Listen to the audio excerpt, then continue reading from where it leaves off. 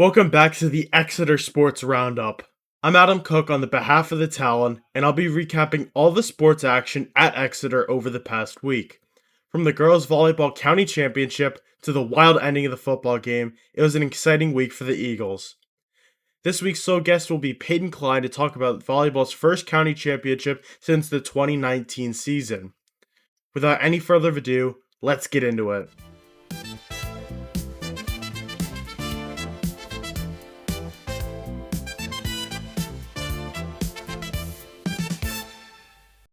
In case you missed it, the girls volleyball team entered the county playoff as the Division I third place team and won 3-2 in the quarterfinal against Berks Catholic.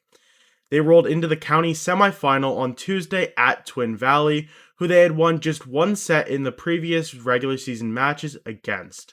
But it was a different story this time. They won the first two sets closely 25-21 to take a crushing 2-0 lead, then capped off the sweep 25-17, moving on to the county championship on Thursday.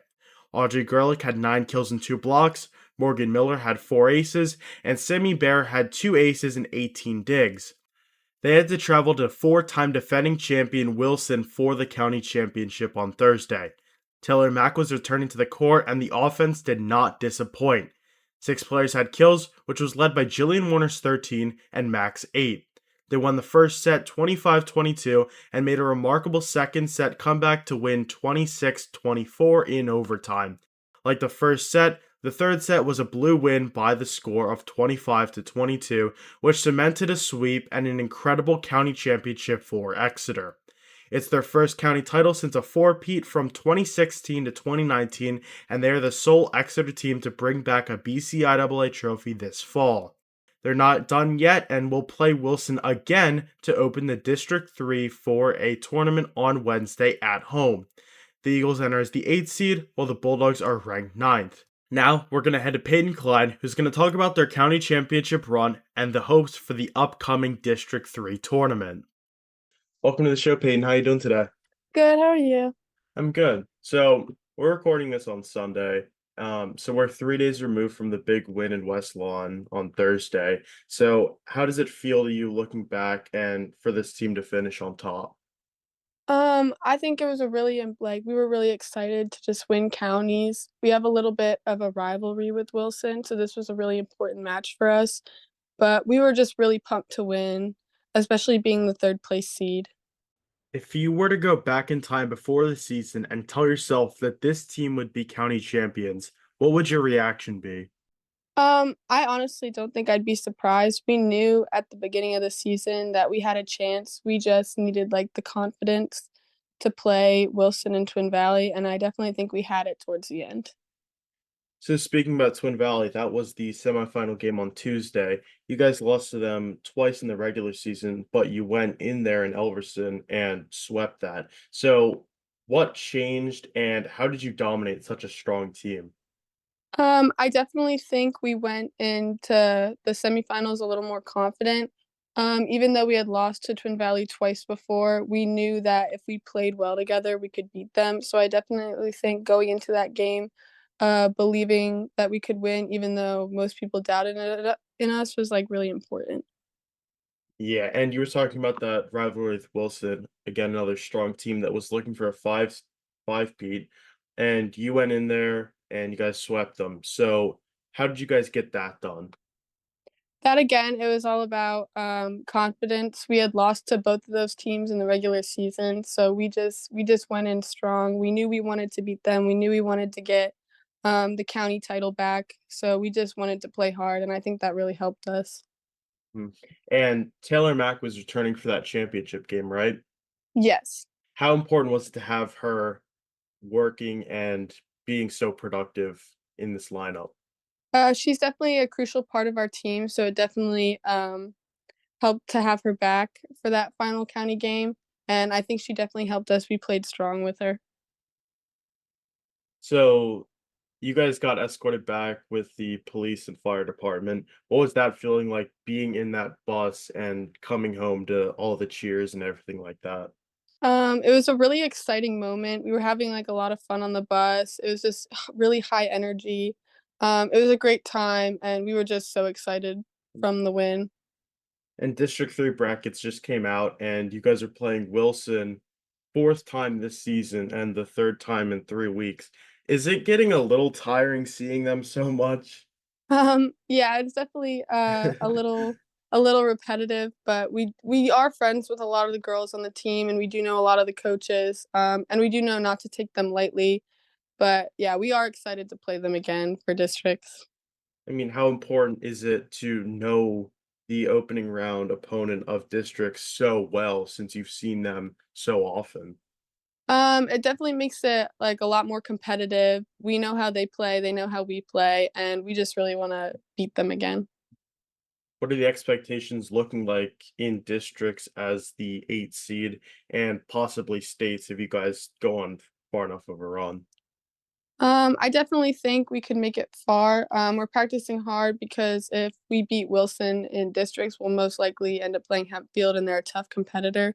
But we think we can make it far in districts. All right. Well, best of luck to you guys in districts and congrats on the county title. Um, Appreciate you joining me. Yep, of course. Thank you. Thank you. Thank you again to Payton, and congrats to the girls volleyball team on the county championship. They entered the District 3 tournament 14-4. After beating Schuylkill Valley in the county quarterfinal, the girls soccer team headed to Governor Mifflin on Tuesday for the semifinal match. The 1 seed Mustangs led 1-0 early, but Chase Flood scored to even it back up for Exeter at 1-1. The game went down to the wire and didn't have another goal through regulation and both overtime periods. In penalty kicks, Exeter eventually fell 4-2 and was eliminated by the Ultimate County champions. Exeter remains 16-4 now and enters the District 3 4A tournament as the number 12 seed. This week they play number 5 seed Cumberland Valley in the opening round on Tuesday. On Friday, the football team played Conestoga Valley in their fourth of four straight home games. Both teams are undefeated, and it would be the likely decider of Lancaster Lebanon Section 2. Conestoga Valley led 14-0 early, but touchdowns by Jaden Zandier and Jaden Ware made it 28-21 at half in favor of the Buckskins. There was no scoring until the second half until Exeter got the ball with just over a minute left in the game. Jake Haver's pass to Ware was good for a touchdown, and they decided to risk the 2-point conversion. On the attempt, Jaden Zandier ran straight up the middle, but was ruled short. It was a controversial call, and the entire stadium in Silate erupted in anger over the call. Some pictures released after the game suggested the ball crossed the line before Zandier was down. Reading Eagle had a really good picture in their article covering the game. Exeter did actually get the onside kick, but came up short on the Hail Mary, leading to a Conestoga win 28-27. Zandier had 191 rushing yards, and Hafer had 150 passing yards. They fell to 8-1 this season, but remained second place in the section. Julian Fortney will have a more detailed recap of the game in print for the Talon, so keep your eyes peeled for that. Next week, they play Elizabethtown on the road to end the regular season, and will likely have a home game to open the District 3 tournament. On Friday, Maya Martirano and Myra McCartan played in the Girls Tennis District 3 3A doubles tournament. They won the opening round against Central Dauphin, both sets going the distance to 7-5 in the favor of Exeter. In the second round, they played the 1-seed Hempfield pair, but lost in 3 sets. They won up early with a 6-4 first set victory, but lost the tiebreaker in the second set and were eliminated after losing the deciding third set. That ends another great girls tennis season in Exeter, but don't worry because Martirano, McCartan, Lily Jordan, and others will all be returning to try and take back the county title and possibly more next season. On Tuesday, the cross-country teams competed in the county championship at Kutztown University. The boys did not repeat as county champions, but still managed 4th place as a team. Chase Chowdhury again improves his placement year after year, finishing with a bronze medal in 3rd place with a time of 16:18. Gus Stolman was in 18th place and Chase Ryan was in 21st. Like previous races this season, the girls held contiguous high placements. Freshman Lena Bluestone led the Eagles in 9th place, but Addison McKittrick and Addison Matthews were close behind in 10th and 11th respectively. Congrats to all the runners who competed at Kutztown, and best of luck to all of them this Saturday in the District 3 Championship at Big Spring High School.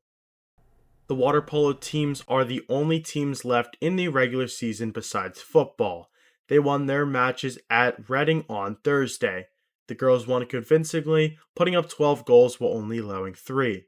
7 players scored, which was led by Kinley Guziak's 4 goals, as well as 2 from Mimi Saheda and Megan Wagner. Reading kept it close in the boys' match, but it was still Exeter on top. Aiden Bohm and Charles Jacoby led the way, each scoring 3 times in the 10-8 victory. This week they play at Cumberland Valley on Tuesday and Muhlenberg on Thursday, ending their regular season. To end today's episode, we're going to take a look at the state tournament for golf this week. Giulia Weisser's 5th place finish at districts 2 weeks back earned her a trip to State College today and Tuesday. We wish the best of luck for her at the state tournament.